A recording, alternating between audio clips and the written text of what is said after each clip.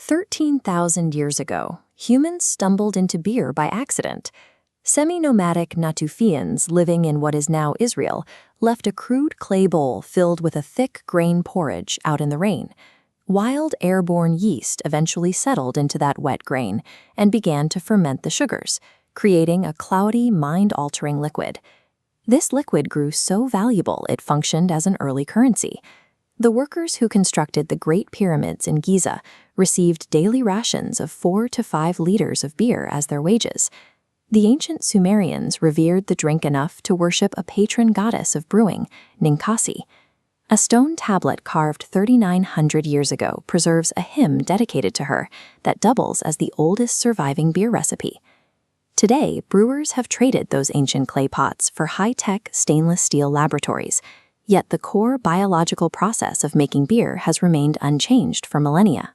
Almost every beer on Earth requires exactly 4 simple pillars: water, malted barley, hops, and yeast. Water accounts for roughly 93% of the glass, serving as the chemical canvas for the other 3 ingredients. If brewers use these exact same 4 ingredients, thousands of styles emerge, ranging from pitch-black stouts to crisp golden pilsners. This immense variety stems from the precise chemical manipulation of these 4 pillars across a strict chronological brewing timeline. The timeline begins with malting. Raw grains, typically barley, are soaked in water to trigger germination, and then transferred to a kiln where they are roasted dry. Roasting time dictates the visual color of the beer. Much like coffee, a dark beer indicates a longer roast rather than a higher alcohol content. Step 2 is mashing.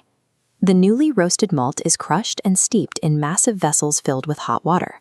This hot water bath activates enzymes that convert the grain's rigid starches into fermentable sugars, creating a sweet, sticky liquid known as wort. At this stage, the brewer has a sugar-rich canvas with a defined visual color, but the liquid lacks balance, flavor, and alcohol. To find that balance, we enter step 3, boiling. The sweet wort is brought to a rolling boil, and hops are introduced to the liquid. Hops are the cone-shaped flowers of a climbing vine, cultivated and harvested for centuries, specifically to flavor beer. This infographic shows how hops work. During the boil, they release alpha acids, specifically humalone, providing the bitterness required to offset sweet malt. Brewers quantify this using the International Bitterness Unit scale. Hops also release essential oils for citrus or pine aromas, while their acidity acts as a preservative. The liquid is now beautifully flavored, bittered, and biologically stabilized, but it still requires its final chemical conversion. Step 4 is fermentation. The boiling wort is rapidly cooled down, and the brewer pitches yeast directly into the batch. Yeast is a living, microscopic fungus. Once inside the tank, it begins to consume the malt sugars suspended in the liquid. This process yields 2 distinct chemical byproducts: carbon dioxide, which gives beer its carbonation, and ethanol, which provides the alcohol by volume. Here, brewing branches into 2 families based on the yeast strain selected. The ale path uses Saccharomyces cerevisiae. Fermenting warmly over 14 to 18 days, the yeast rises to the top in a foam layer, yielding esters that provide robust, fruity flavors. Conversely, the lager path uses Saccharomyces pasteurineus. It ferments slowly at cold temperatures over 21 to 28 days, with yeast sinking to the bottom. This suppresses fruity esters, yielding a crisp, clean beer. The temperature and behavior of this microscopic fungus dictates the characteristic profile of the finished beer, separating the fruity IPA from the crisp Pilsner. Before it's ready to drink, the beer must be left alone to mature and settle, a process historically done in cold caves or wooden barrels. The mature liquid is filtered and packaged into bottles or kegs, where its residual carbonation is finalized and sealed. The chronological journey from a raw, wet piece of grain to a packaged beverage is complete.